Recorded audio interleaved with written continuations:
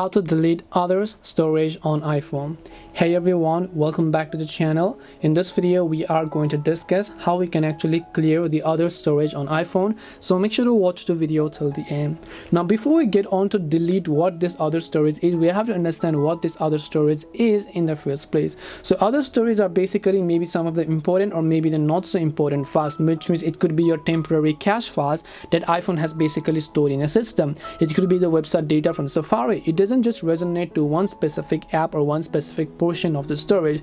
It just resembles to many sorts of applications and any sort of feature that you run on the iPhone. Now, while there isn't a whole comprehensive way to clear this other storage out, because it also carries the many day-to-day functions that are actually available and that are actually needed to run your iPhone smoothly, you can still free up some of the storage, at least maybe up to megabytes or so.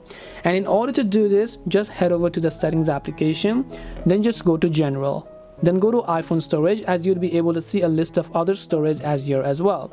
Now what you want to do is, first of all, I want you to simply clear out any of the recently deleted things, because if your Photos app has, let's say, 170 gigabytes of photos and then you happen to delete 5 gigabytes of photos, on the Photos app it just shows 165 and that 5 GB actually moves to the other storage. So what you actually want to do is actually go ahead and then delete any sort of other storage that is inside of it, which means any deleted photos from your recycle bin. Once you've done that, the other thing you can do is simply scroll down. Let's say you have browsers installed such as Safari browser, which I'm assuming most of you already have.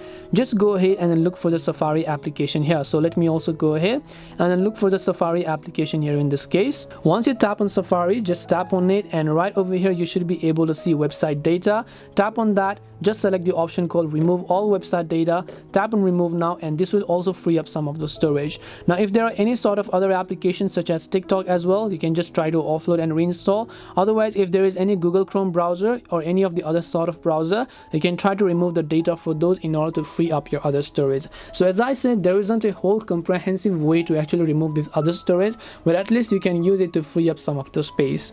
Hope this video was very helpful. If you have got any more questions, feel free to leave them down. Thank you for watching and see you in the next video.